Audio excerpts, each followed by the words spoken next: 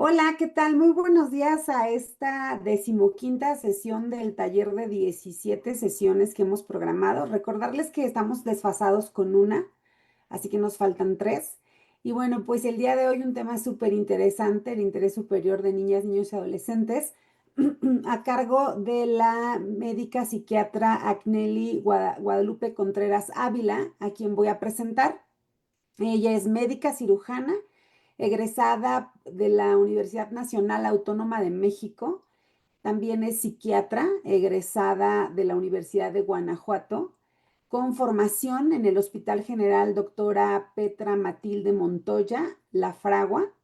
Ella es diplomada en comportamiento criminal y psicopatología forense por el Consejo Mexicano de Neurociencias y actualmente es médica psiquiatra de base en centros de integración juvenil en sede Álvaro Obregón Oriente. Muchas gracias, doctora. Bienvenida. No olviden escribir sus preguntas y compartir. Gracias, muchísimas gracias por esa presentación. Entonces, vamos a comenzar. Bueno, como les comentaban, en este proceso vamos a comenzar a hablar sobre el tema del interés superior de niñas, niños y adolescentes. Si bien todo este manejo es desde una perspectiva, en algunos casos, jurídica, lo vamos a centrarnos un poco más en el aspecto de la crianza y en este aspecto psicoterapéutico, ¿vale? Bueno, como les comentaba, ¿qué es el interés superior del menor? Este va a ser un principio que va a colocar el bienestar de los niños, niñas y adolescentes como una prioridad en todas las decisiones que los afecten. Si bien esta es como una idea un tanto abstracta, o sea, no es una guía legal y ética, sino lo que se trata es proteger a los menores, ¿no? Eso es importante, que esto va a obligar a las autoridades y las instituciones. Entonces, en México fue ratificado en 1990, ya desde entonces jurídicamente ya está vinculado. Esto significa que el Estado tiene la obligación de adaptar las medidas legislativas y administrativas y judiciales para cumplir este principio. Dentro de esta ratificación está el artículo 3.1, donde ya ahí marca propiamente el interés superior del niño será considerado de manera primordial, ¿no? Dentro de la Constitución, como se ratifica en 1990, entonces se identifica en la Constitución mexicana de los Estados Unidos mexicanos, en el artículo 4, en la que dice que todos los menores desde que nacen tienen el derecho a la satisfacción de sus necesidades, alimentación, salud, educación, sano esparcimiento y una buena formación para su pleno desarrollo físico, intelectual y emocional. A partir de esto deriva la Ley General de los Derechos de las Niñas, Niños y Adolescentes, que se promulga en el 2014, donde se identifica como tal el interés superior como un eje rector de todas las políticas públicas de la infancia. ¿Qué quiere decir esto? Que cualquier política, algún presupuesto, ley o programa que le afecte a los niños, niñas y adolescentes debe tener como prioridad su bienestar físico, mental y emocional. Para esto, ya específicamente en la Ley General de los Derechos de los Niños, Niñas y Adolescentes, la del 2014 que les decía, rige como tal la máxima de que la satisfacción propia de estos derechos, la obligación del Estado, la familia y la sociedad y la participación activa de los menores. Para esto se generan 5 principios rectores que son la guía de la práctica para saber si realmente estamos haciendo un beneficio con con nuestros hijos, las hijas o en esta población. Que también hemos platicado del interés superior del menor durante varias de las sesiones. La jueza constantemente nos recuerda cómo priorizar los intereses del infante, escuchar al infante en estos procesos de separación. En salud mental también se aplica el interés en todos los aspectos: vida escolar, social, familiar, en las vías legales, pues el interés superior del menor es buscar siempre el beneficio del menor en todos los aspectos. O sea, si me estoy divorciando, o si me van a cambiar de escuela, o si cambio de ciudad, ver los efectos de ese tipo de sucesos en la vida de los menores. y tratar de disminuir este impacto para beneficio del menor. Como les comentaba, había 5 principios rectores de este interés, que es la no discriminación, la participación infantil, el desarrollo pleno, una vida y supervivencia y la prioridad de la atención. ¿Qué es esto? Dentro de la no discriminación, pues va a significar que todos los niños, niñas y adolescentes deben ser tratados por igual, sin importar su género, su condición económica, su origen étnico, las capacidades o cualquier otra diferencia, ¿no?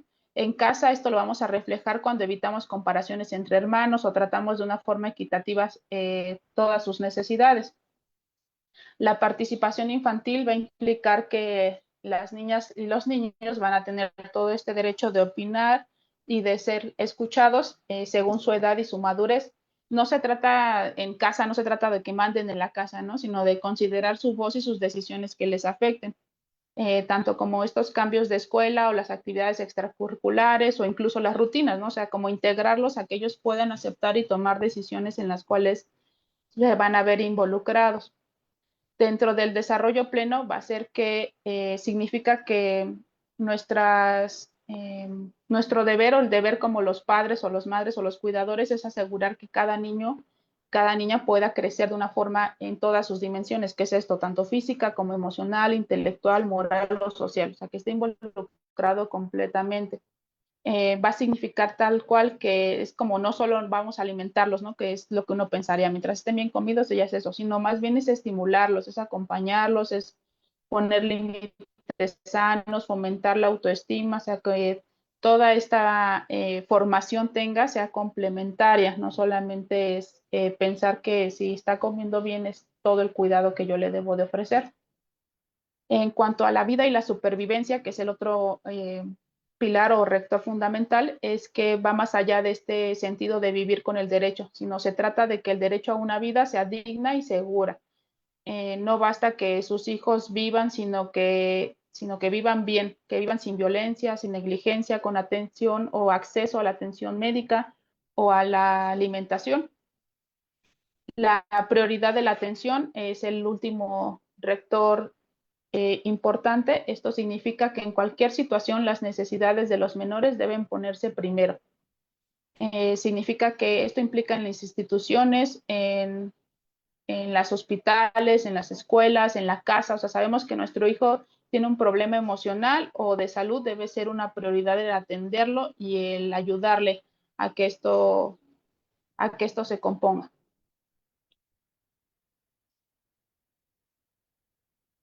Y dentro de la jurisprudencia relevante, o sea, dentro del aspecto de derecho, sabemos que la Suprema Corte de Justicia de la Nación estableció que cuando hay un conflicto entre los derechos de las personas adultas y los derechos de una persona, de un menor, debe prevalecer lo que más convenga al desarrollo y el bienestar del menor, que era lo que comentaba la doctora Claudia Tejera. Esta va a ser como una guía para poder interpretar las leyes y resolver conflictos. En un ejemplo como muy sencillo es como lo que establecían sobre la custodia, ¿no? En el juicio de custodia, si uno de los padres quiere convivir con el niño, pero tiene antecedentes hay de violencia, de consumo de sustancias, que a lo mejor no fue tratado, que todavía no tiene un seguimiento, pues aunque tenga derecho como padre, el tribunal va a priorizar la seguridad y la estabilidad emocional del menor, incluso si eso implica restringir el contacto temporalmente, en lo que esta persona adquiere estas habilidades y puede tener la atención como debería de ser. Y o sea, simplemente de manera muy sencilla es que no se trata de quitar los derechos a los adultos, sino de asegurar que ningún derecho se ejerza a costa del bienestar de los menores. Y básicamente el interés superior del menor va a funcionar como una brújula para los jueces, en las cuales, y las autoridades, ¿no? También así para los educadores o los padres que puedan tomar decisiones que no sean arbitrarias ante alguna duda moral o legal. Siempre se debe de preguntar de esto es lo que realmente necesita el niño o el niña para estar bien, y que esa sea la forma en la que uno pueda tomar una decisión de la manera más adecuada.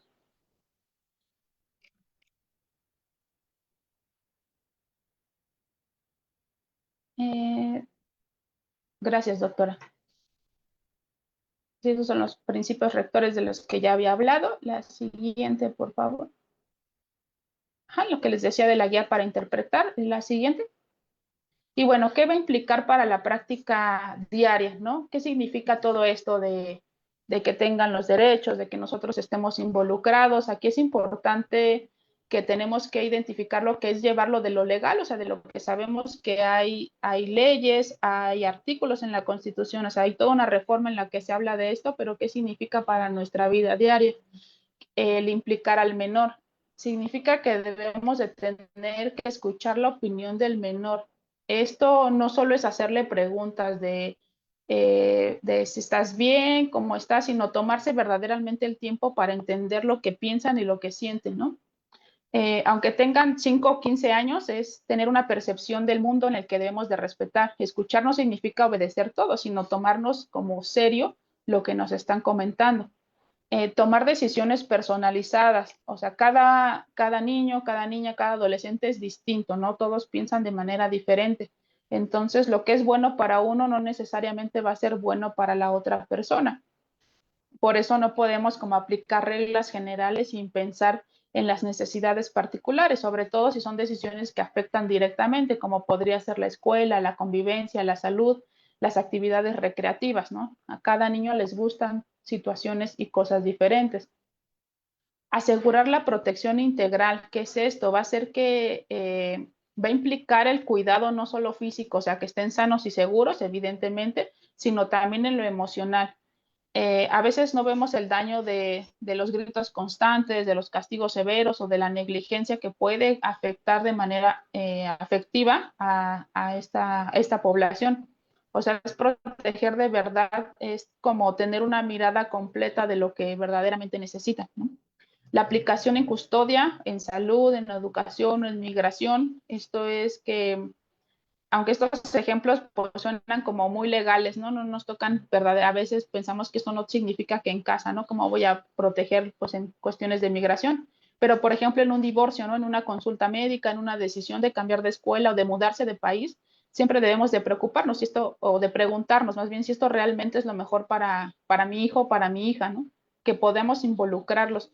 Si bien a lo mejor la decisión como tal no va a depender de él, porque hay muchas cuestiones que van más allá, sí saber qué es lo que piensa y qué opina al respecto, ¿no? De una mudanza, de un divorcio, de un cambio de escuela, saber si es algo que identificar que si bien le beneficia, saber cómo se siente al respecto. La siguiente, doctora, por favor. Y bueno, dentro de los retos actuales, lo que tenemos ahorita que entender es que hay poca capacitación de las autoridades, esa es una realidad, ¿no? De que la participación, pues aparentemente muchas veces es simbólica de los menores, no faltan recursos, o sea, realmente incluso desde casa, entender y comprender si nosotros sí estamos escuchando a nuestros hijos, si las escuelas, las autoridades o los jueces verdaderamente están preparados para aplicar este principio que a lo mejor y no necesariamente esté pasando, ¿no? Pero creo que en México hay algunos avances que hemos podido identificar, como por ejemplo los tribunales especializados, los protocolos de escucha activa, la creación del sistema de protección integral de niños, niñas y adolescentes y de sistemas locales. ¿Qué es esto? En cuanto a los avances en los tribunales especializados, sabemos que ya hay juzgados familiares de justicias y de justicia y de adolescentes, ¿no? O sea, en México se crearon estos tribunales para atender casos de familia, de adopción de tutela, de justicias para adolescentes. Estos tribunales van a estar formados por jueces y personal capacitado en derechos de infancias, lo cual va a garantizar las decisiones más justas y centradas en el bienestar de los menores. Por ejemplo, en los juicios de custodia, hoy es obligatorio considerar el entorno emocional del niño y no solo los derechos de los adultos, ¿no? Sino también poderlos tener complementarios. En cuanto a los protocolos de escucha activa, esto es cuando un menor está involucrado en un juicio, en un proceso administrativo, debe ser escuchado de forma adecuada, relacionado a su edad y a su madurez. Se utilizan técnicas y espacios que permitan al menor expresarse sin miedo y sentir presión.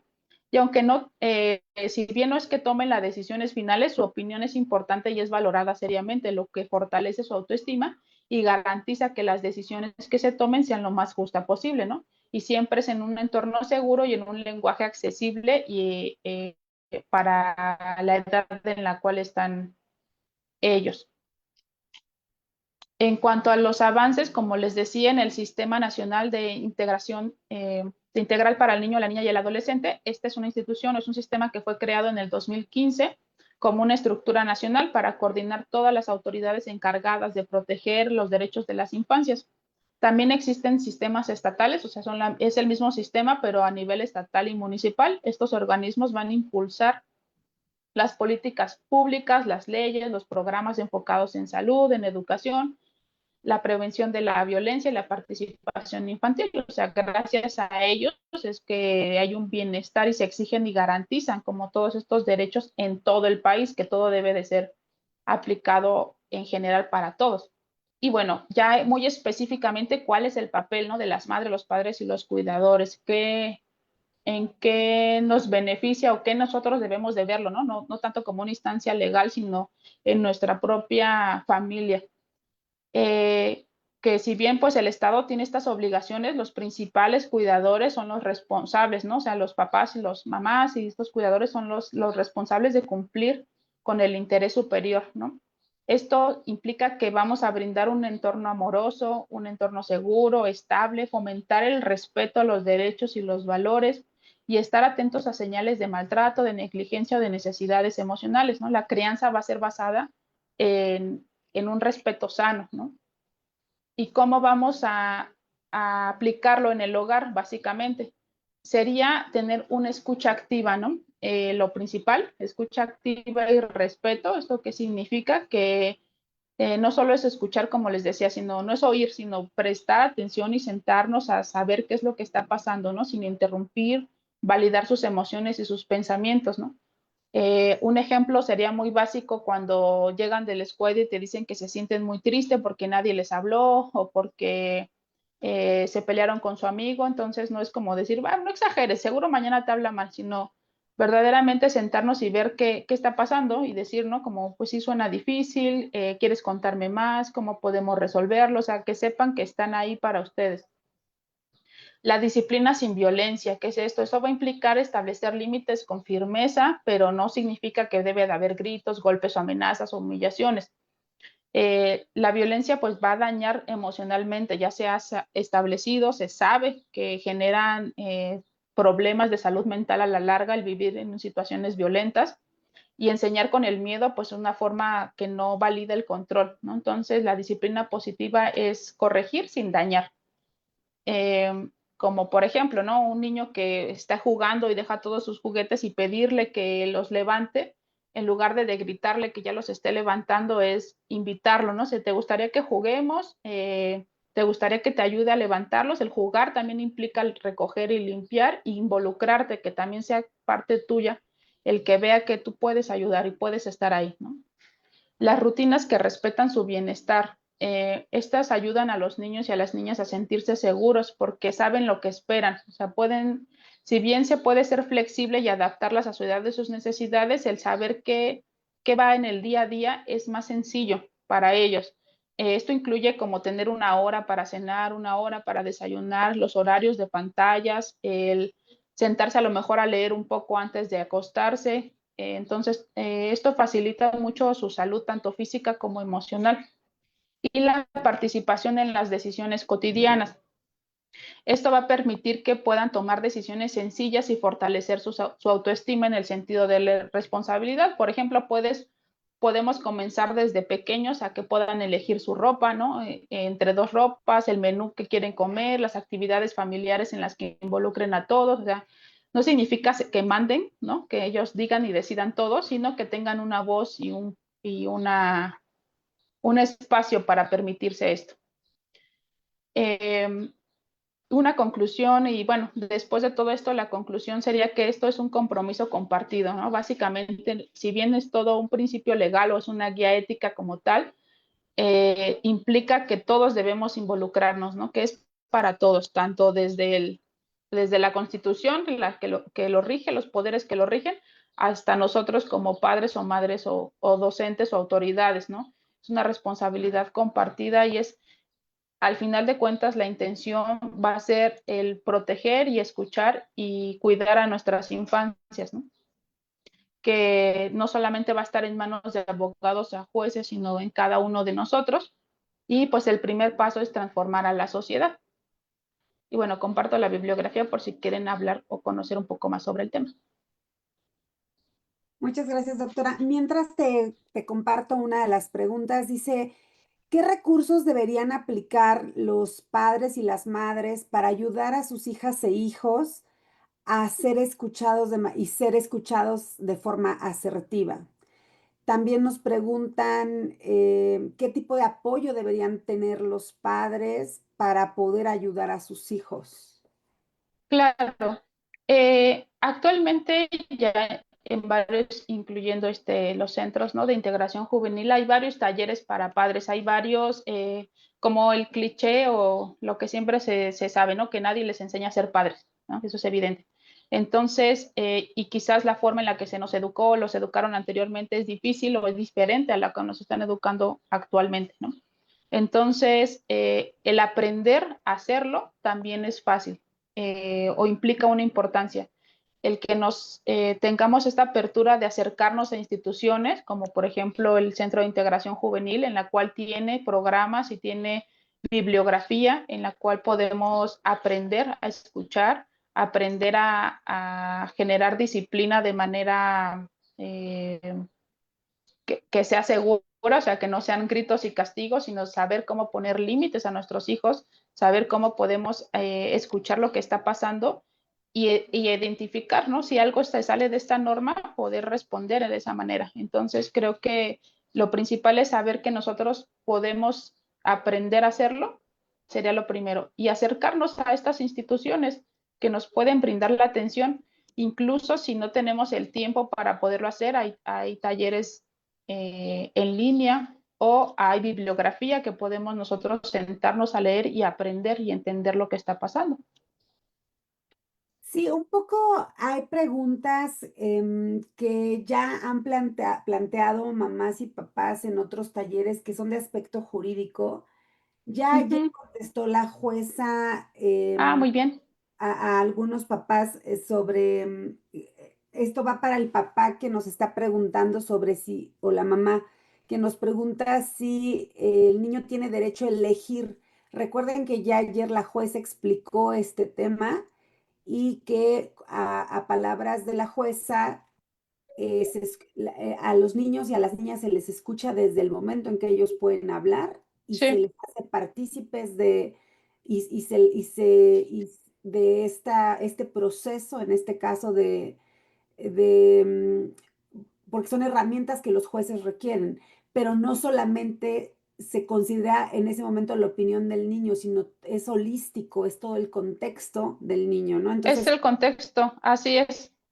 Entonces justo Sí, estas. es lo que comentábamos al principio de la diapositiva, que es no solamente escucharlo, es que él decida qué hacer, sino más bien que se contribuya al el ambiente en el que está viviendo, las relaciones que está teniendo, él como padres, nosotros qué podemos brindar, ¿no? Como el ejemplo que les comentaba. Si sabemos que alguno de los padres consume sustancias o tiene alguna afección en la cual puede llegar a ser negligente o ser violento, evidentemente, aunque tenga el derecho de verlo, de estar atento, pues no brinda la atención la calidad que se le debería de brindar al niño, entonces se restringe hasta que esté bien, ¿no? O sea, no es la intención de separar familias, de abandonarlos, sino de que crezcan en un ambiente seguro, ¿no?, que es lo que se busca.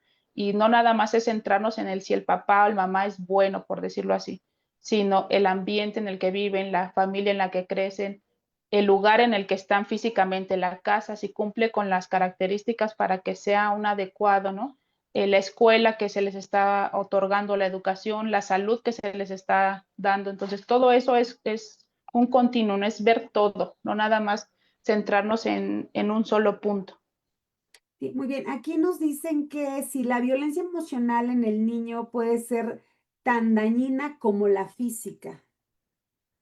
Sí, ya hay varios estudios en los cuales sí se ha demostrado que el constante ser violentados de manera verbal o psicológica, faciliten el que a la larga, como adultos o conforme nos vamos desarrollando, generemos algunos problemas como depresión o como ansiedad, porque nos volvemos inseguros. Si en el constante siempre nos están negando, nos están invalidando, entonces eso cuando ya nosotros crecemos, es muy difícil que podamos expresarnos de manera adecuada porque constantemente se nos invalidó. Entonces, y lo vemos con adultos inseguros, ¿no? Con personas que a lo mejor no, que tienen miedo de participar, que tienen miedo de opinar, que constantemente no brillan en el trabajo o no buscan como algo más allá de lo que están haciendo, porque siempre se les restringió. Entonces, sí es más difícil sanar una herida así, en este tipo de acciones, que en un golpe que te lleguen a dar. Bien, nos dicen, yo tengo dos hijos, la mayor con una excelente trayectoria académica y dice, "Y en función de ello decidimos venir a estudiar a la Ciudad de México, por tanto tuve que traerme también a mi hijo menor. Sí. Pero el menor me reclama que a él no le gusta vivir aquí y que se quiere regresar. ¿Qué hago? ¿Cómo le explico? Creo que en un inicio, antes de que esta situación suceda, es justamente lo que hablábamos, de involucrarlos, de comentar que va a haber un cambio, de que va a pasar esto, de cuál es el motivo por el cual lo voy a hacer, ¿no? Entonces, desde ahí empezamos. Ahorita pues ya está en la situación. Entonces, escuchar de qué es lo que no le gusta, qué es lo que no le agrada, si a lo mejor es porque ya no tiene los amigos que tenía, si a lo mejor es porque la escuela no le gusta en la que está, si a lo mejor tenía otras actividades y ahorita ya no las está realizando, saber específicamente qué es lo que no le agrada, qué es lo que no quiere de estar aquí y lograr explicar que si bien es una decisión que no se puede tomar de regresar, ¿no? Porque hay una implicación en cuanto a la escuela de su otra hija, sí poder entonces ayudarlo a que se integre de una mejor manera, ¿no? Buscar otros medios, buscar otras posibilidades, a lo mejor y por poner un ejemplo, antes en donde estaba jugaba fútbol y ahorita ya no lo hace, entonces es buscar entonces otra escuela de fútbol, otras actividades que les gustaba, entonces tratar de involucrarlo más en este sentido de buscar, primero preguntar qué es lo que está pasando específicamente, qué de estar aquí no gusta y después en tratar de ayudar a que se pueden acomodar y acoplar a la situación en la que está ahorita. Sí, doctora, un poco pensaba en que para un niño esto debe ser un duelo, ¿no? O sea, dejó sus amiguitos, dejó su escuela, dejó su casa Sí, dejó todo. y quizás aquí era importante desde la transición involucrarlo, sensibilizarlo Sí, por eso les comento de saber que va a haber un cambio, que va a pasar esto, desde un o principio empezarlo a incluso, hablar. incluso tú, doctora, recomendarías, por ejemplo, acompañamiento psicológico como para que el niño pueda adaptarse más rápido. Sí, si vemos que una de las situaciones es esto, de que perdió a sus amigos, de que perdió lo que le gustaba, lo que quería, sí valdría la pena poder dar una intervención, poder estar apoyándolo para que sepa que está bien decirlo y está bien sentirnos mal y que podemos salir, ¿no? Bien, otra pregunta dice, ¿cómo podemos empezar a enseñar a nuestros hijos si yo les hablo bien, tranquilo y no hacen caso hasta que levanto la voz? Ellos se dan cuenta de que ya estoy enojada o enojado y entonces es cuando me hacen caso. Si no les levanto la voz, se vuelven más desobedientes y groseros. ¿Cuál es su opinión, doctora? Claro, sí, este es muy común que pase, ¿no? En esta nueva forma en la que es una crianza respetuosa de hablar tranquilamente, de expresar lo que estamos sintiendo, de ver, pero dentro de esto es formar límites claros, ¿no?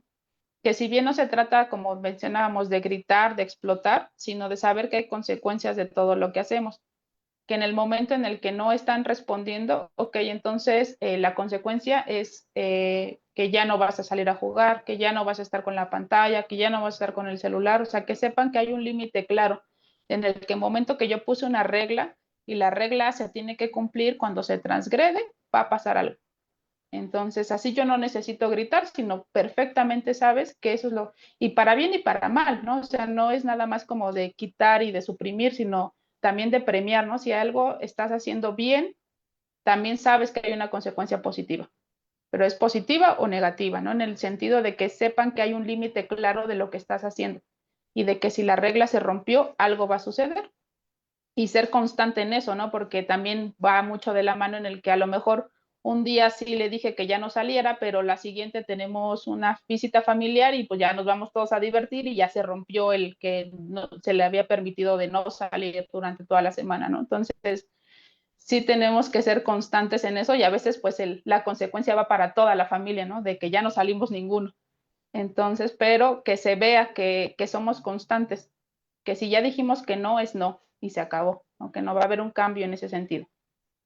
Claro, qué interesante, importante lo que tú dices. Yo como mamá, efectivamente, me reía ahorita porque ponemos un límite y decimos, no vas a salir de vacaciones, pero todos nos queremos ir de vacaciones. Entonces, no debía haber puesto Sí, esa regla o ese castigo, por llamarlo así, de no vas a ir de vacaciones y a la mera hora yo no iba a poder cumplirlo porque ya estaban pagadas las vacaciones o ya estaban programadas. exacto, Todos modos se fue de vacaciones y ella va a decir, ah, bueno, no importa lo que haga, de todos modos, aunque me digan que no me voy a ir, me voy a terminar yendo. Entonces hay que ser bien congruentes con lo que prometemos, ¿no? Que vamos a hacer o a cumplirles. exactamente, tanto bueno como malo, siempre sí, y pensarlo, o sea, que nosotros a veces como adultos como que lo hacemos de manera impulsiva, ¿no? Si no haces esto y sabemos que es el peor de los escenarios, ¿no?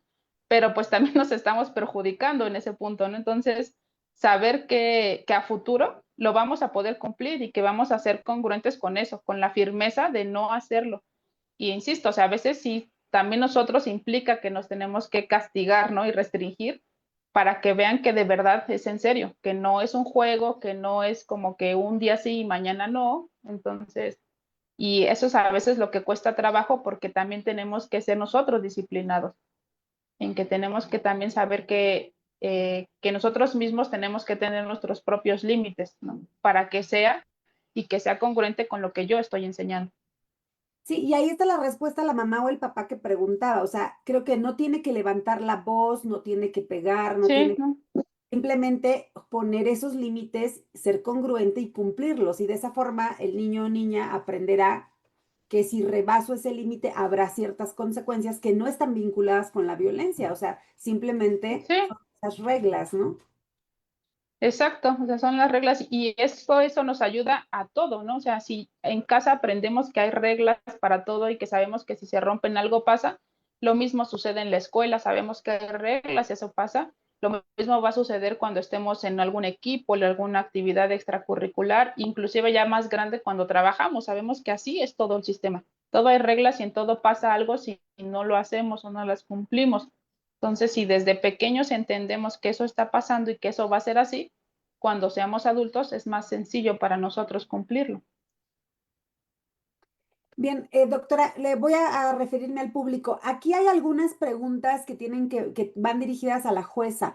Les recuerdo que el siguiente miércoles vamos a estar con la jueza Ivette Anguiano nuevamente y que a ella le van a poder hacer todas las preguntas que van dirigidos a jueces, porque las preguntas tienen que ver con si el juez no hace esto, si el juez hizo esto, si el juez no identificó esto. Entonces nosotros vamos a guardar estas preguntas, se las vamos a compartir a la jueza y el siguiente miércoles abrimos con esas respuestas. Ahora, nos está pidiendo mucha gente, doctora, que les expliques por favor el procedimiento para acudir a un CIJ, qué servicios ofrecen en el CIJ y si hay CIJ solo en Ciudad de México o dónde más hay CIJ.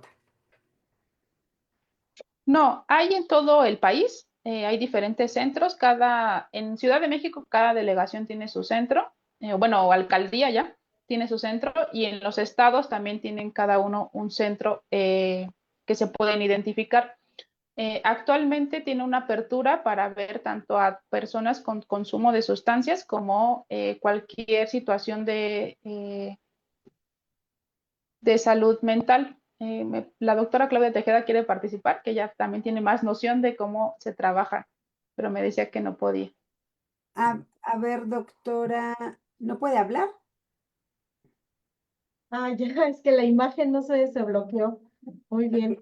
Sí, como bien dice la doctora Nelly, Existen 117 centros. Para que tú te acerques a tu centro de integración que te corresponde, es el más cercano a tu domicilio. Mamá, papá, que nos estás observando, si tú vives en Magdalena Contreras, te acercas al CIJ de Magdalena Contreras. La doctora Agnelli se encuentra en el CIJ de ¿cuál, Agnelli?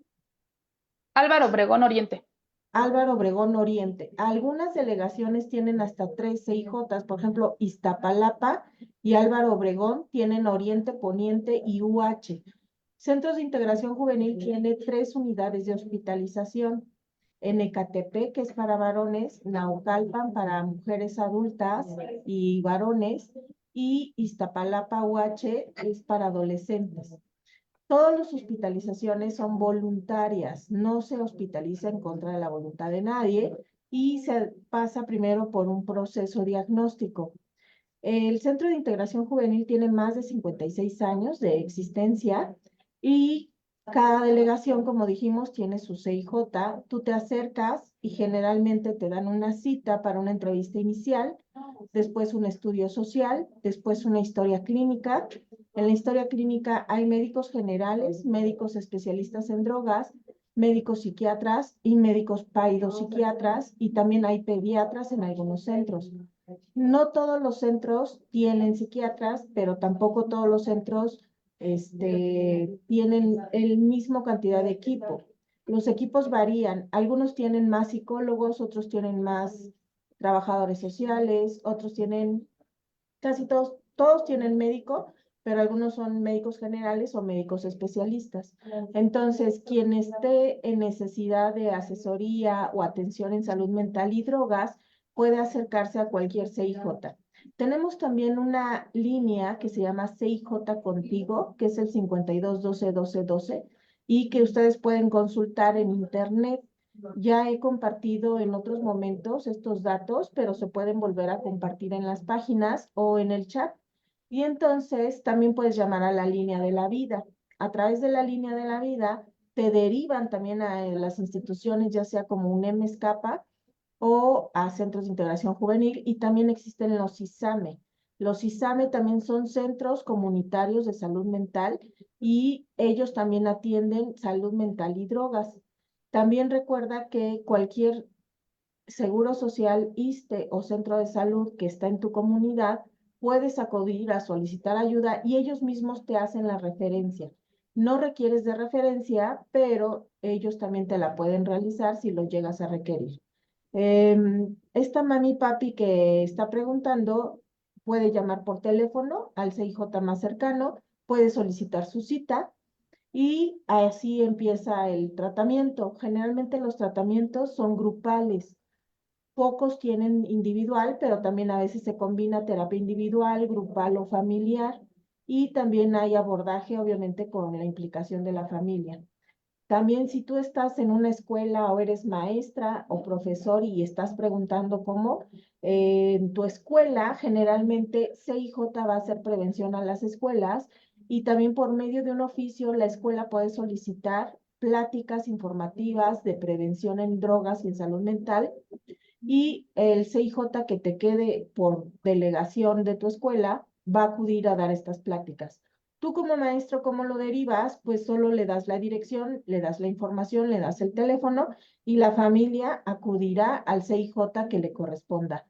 No sé si con eso quede claro, licenciada.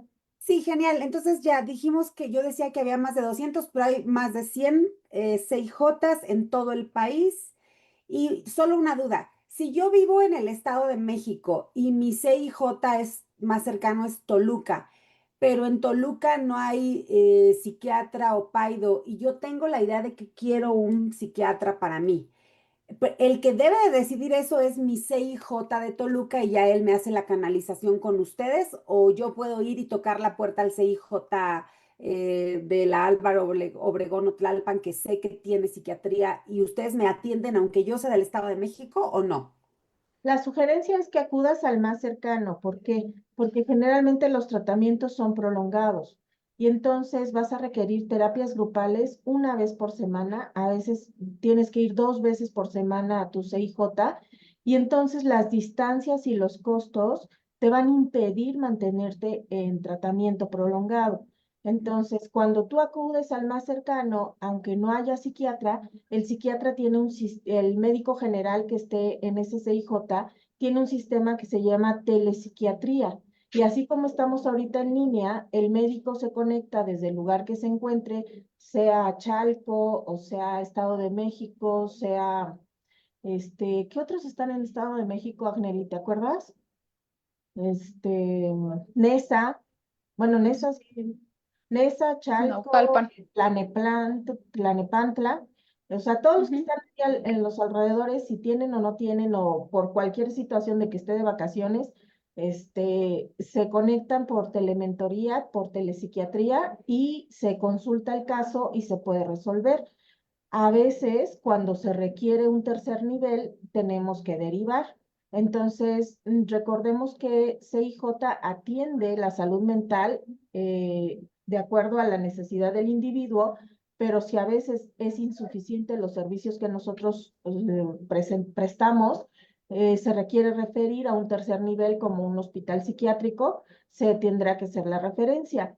Y a veces damos tratamientos paralelos. Por ejemplo, nosotros como no somos centro de salud, no tenemos laboratorios, no tenemos imagen, no tenemos pruebas psicológicas en muchos de los lugares, y entonces tenemos que hacer tratamiento paralelo, tener un expediente abierto en su seguro social o centro de salud, o tener un expediente abierto paralelamente, a lo mejor en el IMSS San Fernando, que es especialista, porque ahí va el psiquiatra, y el CIJ le da las terapias grupales. Recordemos que los IMSS carecen de terapias grupales en psicología, y ahí es donde nos complementamos. Los CIJ tenemos las terapias grupales, y entonces el paciente y la familia puede tener sus terapias psicológicas más su psiquiatra del Seguro Social, o en todo caso su psiquiatra del ISSSTE.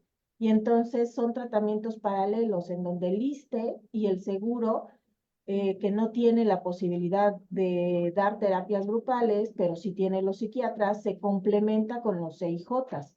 Los CIJs tenemos la posibilidad de dar la prevención y dar el tratamiento en psicología, pero a veces no cuentan todos con psiquiatra. Entonces, puede ser tratamiento simultáneo, paralelo o alternado. Y lo importante es eso, que podemos complementarnos y no duplicar servicios. Bien, doctora, fíjese que hay muchas preguntas que sí me gustaría que contesten ustedes como psiquiatras, porque me queda claro que tienen que ver con esta convivencia con mamá y papá y cómo es contradictoria, digo yo una cosa y papá otra y el hijo pues se descontrola, pero se las voy a leer porque se tienen que ver una con otra. A ver, dice.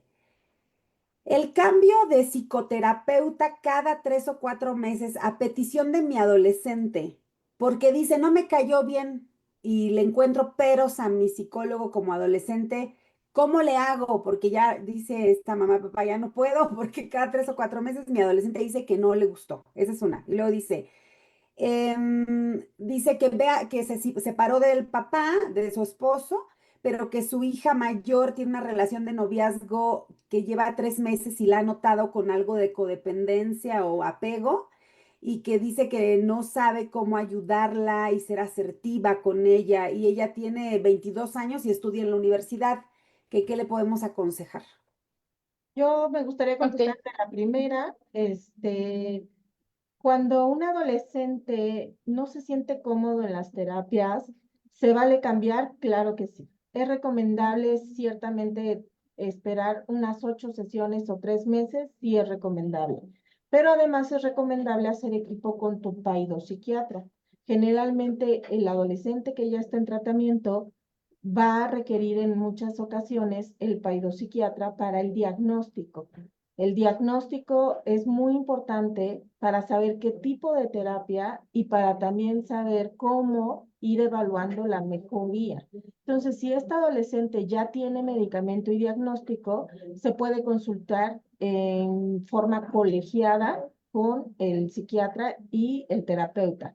Los pacientes tienen todo el derecho de, en su propio espacio de consulta, también comentar: oiga, es que me sentí incómoda con tal situación que dijo, o no me gusta que me dé las citas lejanas, o no siento avance. Y lo más recomendable antes de hacer un cambio de terapeuta, primero es hablarlo con su propio terapeuta y decirle, no me siento cómoda o no me gusta. ¿Por qué? Pues porque no me agradó las caras que hizo, los comentarios que hizo, y eso dialogarlo con la familia a veces es necesario o dialogarlo solo con el terapeuta, pero el primer paso siempre es en tu sesión. En tu sesión a solas e individual, tú tienes que decirle a tu terapeuta por qué no me está gustando estar contigo estos 3 meses y por qué no siento el avance. Y tu terapeuta ya te dará sugerencias de si pueden cambiar de estrategia, si pueden cambiar de terapia o de corte terapéutico. A lo mejor el mismo terapeuta te dice, entiendo lo que me estás diciendo, pero pues es la forma que yo tengo de trabajar y si esta no te está sirviendo, con todo gusto te puedo recomendar alguien gestáltico, cognitivista o de otro corte o de otro estilo que a lo mejor es lo que estás requiriendo. Entonces, el mismo terapeuta puede hacerlo. Lo mismo pasa con los psiquiatras, ¿eh? Muchas veces las familias, a veces llegan pacientes o los papás diciendo, ya fui con 5 psicólogos, con 3 psiquiatras, con 2 internistas, con 2 neurólogos y algo no cuadra, ¿no? Entonces, o no les gusta, o se van, o algo no pasa. Y entonces, siempre es importante comentar con tu neurólogo, con tu psiquiatra o con tu psicólogo, no me estoy sintiendo bien, no siento que me escuchen, no siento que avance, creo que esto no va por aquí o por allá. Puedes participar, por supuesto. El tratamiento es dialógico, es dialéctico y por supuesto que se puede dialogar. Habrá cortes en terapias que se puede hacer, habrá cortes en terapias que no. Entonces, hay que ver, hay muchos factores que están involucrados. Esta mami que está angustiada de que el adolescente cambia y cambia, pues no sé si ya la mami habló con los mismos terapeutas y decirle, sabe que mi hija quiere cambiar, pero ya la tercera vez que cambia, ¿qué me sugiere? Ah, pues no me lo había dicho. Yo no sabía que su hija quería, no estaba a gusto, ¿no? Entonces, a lo mejor es el primer paso que tenemos que hacer. Eso sería lo que yo sugiero. Agneli, no sé si quieras comentar algo más. No, sí, concuerdo que también lo ideal sería que la mamá o el papá esté involucrado en saber cuál es hablar con el psicoterapeuta y saber qué es lo que está pasando, o sea, qué forma están trabajando y cuál es que él observa, qué es lo que no le está agradando del trabajo, porque muchas veces, sobre todo con adolescentes, la situación de que los confronten con situaciones que no cumplen o con los límites que se les implican, es lo que les molesta. Entonces, y de ahí es que quieren cambiar constantemente. Entonces, sí, saber bien con el papá y con el psicoterapeuta qué está pasando y que el adolescente también comunique qué es lo que no le gusta del proceso que está llevando, qué es lo que le desagrada prácticamente. Si la forma en que le hablan, si lo que están trabajando, si el tema que a lo mejor, y no sé, ellos están hablando sobre algún vínculo que se rompió y al adolescente le agradaría más trabajar sobre por qué no tiene amigos, qué sé yo. Entonces también conocer eso, el aspecto de qué es lo que no le está agradando específicamente. Claro, y hay temas dolorosos, o sea, acaba de decir muy bien algo la doctora, o sea, hay temas dolorosos que no me gusta escuchar, ¿no? Por ejemplo, que me digas que mi papá está violentando a mi mamá, pero pues solo le estás poniendo el nombre. En realidad tú eres testigo de esa violencia, tú eres el que me está contando cómo le pega, cómo le ahorca o cómo le avienta los platos. Entonces, por supuesto que uno tiene que entender también el timing, en qué momento es adecuado o no abordar el tema, si hace falta más tiempo. A veces es la técnica, a veces puede ser abordado por terapias de juego, terapias de arte, a veces se tiene que hacer algo sistémico y hablar, por ejemplo, a veces son los hijos los que están en medio de papá y mamá, ¿no? O sea, papá dice una cosa, es que mi hija va muy bien, y la mamá dice, no, ¿cómo va a ir bien si yo soy la que está con ella? Sí, pero cuando a mí me ha dicho que va muy bien, no, y entonces son conflictos entre papá y mamá, lo que no está permitiendo el avance de la hija en tratamiento. Entonces, esa triangulación no solo se da en los juzgados, también se da obviamente en la vida diaria y se da en las terapias. Entonces, sí es muy importante ver todo el contexto, todos los elementos que están implicados y ir conociendo esa situación. Eh, Doctora, fíjese que hay algunas, perdóneme, hay algunas preguntas que son muy similares en donde dice, es que yo pongo una regla y el papá no la cumple, o los papás están en esta disolución del vínculo matrimonial y se están poniendo el pie, y como que no han entendido las dos partes o solo una ha entendido lo que decía la psiquiatra del interés superior del niño, es el niño al centro y primero el niño, ¿no? O sea, y debemos de considerar pues el interés superior de mi niño, niña o adolescente. Entonces, bueno, dicen muchas mamás, ¿y cómo le hago y qué me recomiendan? Porque yo digo algo y el papá lo desdice, o me confunden a mi niño, está súper confundido. ¿Cómo le hago también para demostrarle que pues yo mando, que estás viviendo conmigo y que de alguna forma tienes que cumplir? Dice la palabra yo, que yo mando, pues, aunque se escuche feo, dice. Entonces, veo aquí mucha preocupación de papás que viven con sus hijos, tienen la guardia y custodia, pero que una vez que salen a convivencia con mamá o papá, pues el niño regresa pues confundido. Entonces no sé qué se les pueda comentar. Claro, pues yo sugeriría sí, la... creo que Adelante, perdón. No, no, adelante, doctor. sí, gracias.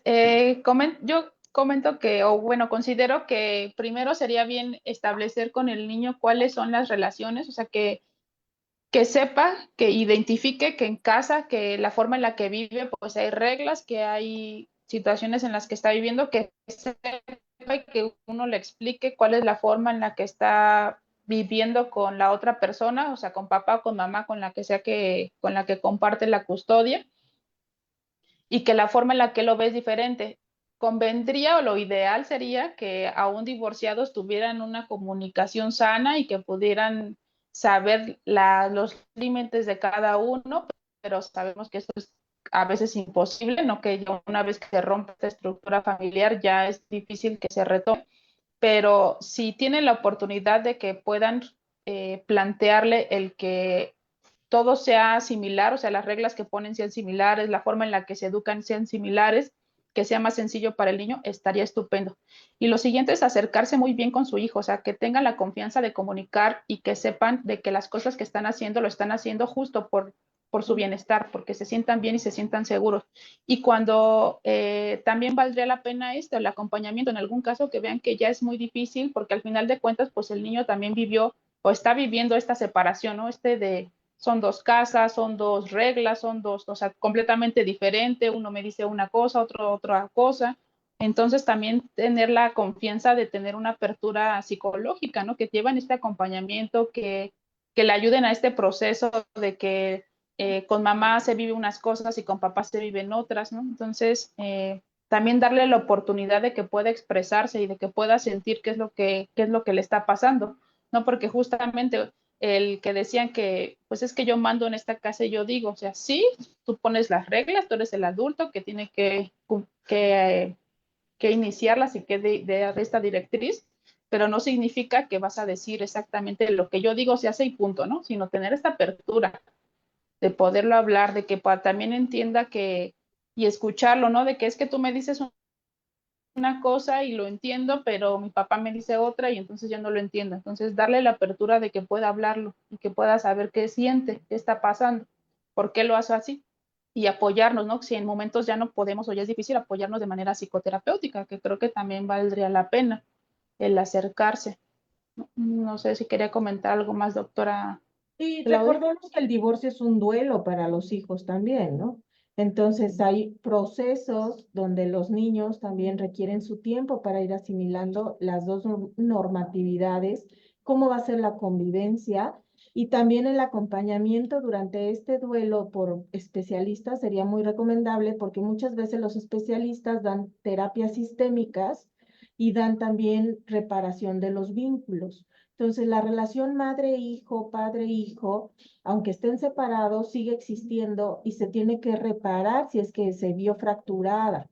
También tenemos que hacer equipos de papás, aunque ya se hayan divorciado, ya no son pareja, ya no se llama terapia de pareja, pero se trabaja con el equipo de padres como su parentalidad. cómo están ejerciendo esta parentalidad para llegar a acuerdos. Como bien dice la doctora Contreras, los padres, aunque estén divorciados, tienen que, lo sugerible, lograr la mejor de las comunicaciones para llegar a acuerdos y negociaciones, porque está súper bien demostrado que uno de los grandes errores de la crianza es que se descalifiquen, que no logren acuerdos y que obviamente se invaliden. Si se invalidan las autoridades, se hablan mal uno del otro, se descalifican, todos esos errores de la crianza los leen en el libro de Por qué lo mando yo. Y el libro de Por qué lo mando yo viene hasta por etapas de edad, o sea, preescolares, escolares y adolescentes, cómo negociar con tu adolescente las reglas. Y también los papás tienen que ubicar el grupo etario de su hijo. No es lo mismo que yo hable con un preescolar que con un escolar que con un adolescente. La negociación y la implementación de los límites y las reglas va a cambiar. Entonces, si a la mami se le está complicando y pasaron por un divorcio, lo más aconsejable es un acompañamiento sistémico con psicólogos que sean terapeutas y que sepan trabajar con el equipo de papás y que sepan también ayudar a reparar el vínculo. Híjole, yo creo que ya vamos a tener que parar, pero voy a hacer una más nada más. Dice, es bueno hablar de frente papá, mamá e hijo para que no haya de que yo dije, tú dije. Y dice, ¿qué se puede hacer cuando mi adolescente no quiere ayuda terapéutica? Va a terapia, pero va en mala actitud, no se compromete y no hace su parte. Bueno, este chico a lo mejor está enojado. Evidentemente, estas conductas manifiestan enojo. Y recuerden que el enojo es parte de las manifestaciones de la depresión. Y recuerden que un duelo se puede complicar, aunque bien me puedo adaptar en 3 meses o 6, si está de divorcio y separación y sigo enojado por más de 3 meses, 6 meses, un año, definitivamente ya tiene una depresión. La depresión en los adolescentes no se manifiesta como la de los adultos. En los adultos nos podemos decaer, pero en los adolescentes es la rebeldía, es el enojo o hasta conductas delictivas o consumo de sustancias. Entonces, si tú no has considerado que tu adolescente pueda estar deprimido, a lo mejor lo que le hace falta es justo tener un diagnóstico psiquiátrico y dar un medicamento si eso es necesario. Eso sería una de las posibilidades. Otra de las posibilidades puede ser también que está enojado por los límites y la forma en que se está llevando la relación en casa. Entonces, habría que estudiar caso por caso para tener más información y saber por dónde está la situación. La otra pregunta, ¿cuál era? Que sí es bueno que papá y yo no vivimos juntos y estamos divorciados. Y entonces yo hago una cosa, papá otra. Y la pregunta ¿es bueno poner a mi hijo en una reunión con mamá y papá y que hablemos frente al niño para dejar las cosas claras y no después se diga que tú dijiste esto y yo dije esto? Pues si los papás tienen buena comunicación y tienen el tacto suficiente para no discutir en frente del hijo, para no lastimarlo con esa presencia y no ponerlo en triangulación en intermedio, pues no veo ningún problema. Pero si los papás no tienen esta habilidad y desarrollada de llegar a acuerdos, de no dañarnos, no violentarnos, y no le veo el caso. Entonces, a veces los terapeutas son los que también te invitan o te marcan cuando es oportuno estar los tres en una terapia sistémica o familiar. Otras veces tiene que ser por separado.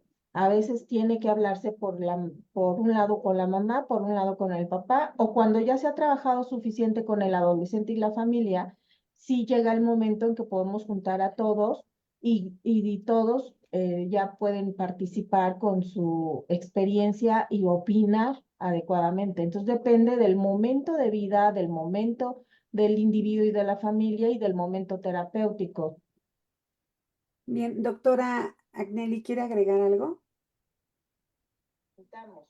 No, me parece sensato sí lo que comentaba la doctora Claudia, que todo depende de de la forma en la que nos relacionamos, ¿no? Los papás. Si tenemos esa capacidad de que nos vamos a sentar los tres, o los papás y los hijos, a expresar y a formar acuerdos y que todos estemos involucrados, justamente la intención es esa, ¿no? Del interés superior, de que esté involucrado el niño y que sepa qué le estamos planteando, ¿no? Pero si va a ser, es que tú dijiste, es que tú hiciste y empezamos, pues no, ya no tiene sentido esto, ¿no? Entonces es ser sensatos nosotros como adultos, ser racionales y pensar que estamos buscando el bienestar del niño, ¿no? Entonces, plantearnos que lo que nos vamos a reunir no es porque nos queremos, no es por cualquier otra situación, sino simplemente es esa, de buscar el bienestar de nuestro hijo y darnos la apertura de entonces entre los dos ceder, ¿no? Ceder acuerdos de que sea lo mejor para el niño y que los demás estamos y toda la familia está de acuerdo en ese momento, ¿no? Aunque ya esté desestructurada la familia, que todos como familia estemos de acuerdo en lo que estamos haciendo y que las mismas reglas que están en casa de papá sean las mismas reglas que están en casa de mamá. Entonces, pero ahí sí vale la pena que como adultos sepamos que lo estamos haciendo bien. Y qué importante esta palabra que dijiste, doctora, de acuerdos, ¿no? De que nos vamos a reunir para establecer acuerdos, no para demostrar quién la ha regado más, si mamá o papá, o quién está mintiendo. Sí, o sea, No, no, no hacer una guerra, sino establecer acuerdos. Bien, pues exacto, o muchísimas sea, si no se trata de ir a pelear. Ujú. gracias. Pues muchísimas gracias a todas y a todos quienes nos acompañaron. Creo que de todas las preguntas que están, queda muy claro que pueden acudir a un centro de integración juvenil más cercano. A mí hay personas que me dicen, ¿y eso qué es juvenil solo para jóvenes? Ya nos aclararon las doctoras que No. no, que es niñas, niños, adultos, mujeres, hombres, pueden ir todas las personas, adultos mayores. Y algo padrísimo es que antes solamente se atendía temas de adicciones, pero hoy también atienden temas de salud mental. O sea, si mi niño tiene un diagnóstico, si en la escuela o si está deprimido, si está muy rebelde, pongamos los temas que sean, pueden acudir a un centro de integración juvenil porque encontrarán o atención directa o derivación, que es lo que decía la doctora Claudia. Entonces, no lo duden, hay más de 100 en el país. Y no olviden también que los DIF municipales tienen también sus áreas de legales, jurídicas, psicológicas.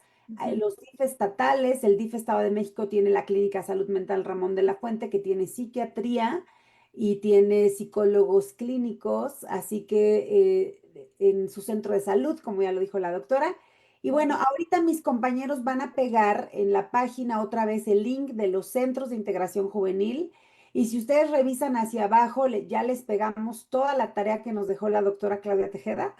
Ya les pegamos todas las áreas de ayuda y de apoyo que existen, estos línea de la vida.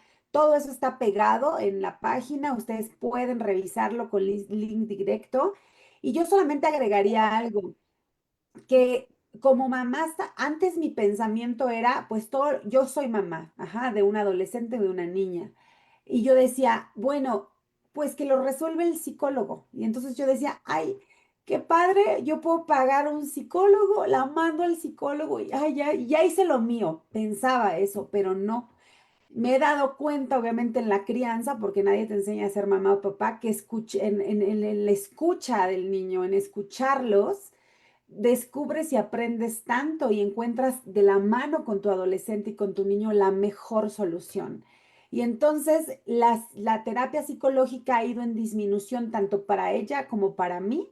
Ha ido en disminución porque hemos aprendido a resolver nosotras juntas lo que le afecta y lo que necesitamos todas, todos, ¿no? Entonces, no nada más es ya la hice ya que lo atienda el psicólogo o esta idea porque nos hicieron una pregunta de internamiento que tenían un paciente con problemas de adicción al alcohol y pues que si no había algún lugar en donde se le fuera a dejar, yo lo que les diría, si hubiéramos hablado con nuestro adolescente o con nuestro niño y hubiéramos acudido a una terapia psicológica, a una atención, a un acompañamiento, seguramente hoy no estaríamos buscando un lugar a donde llevar a nuestro paciente con dependencia al alcohol, ¿no? Entonces, pues más vale prevenir.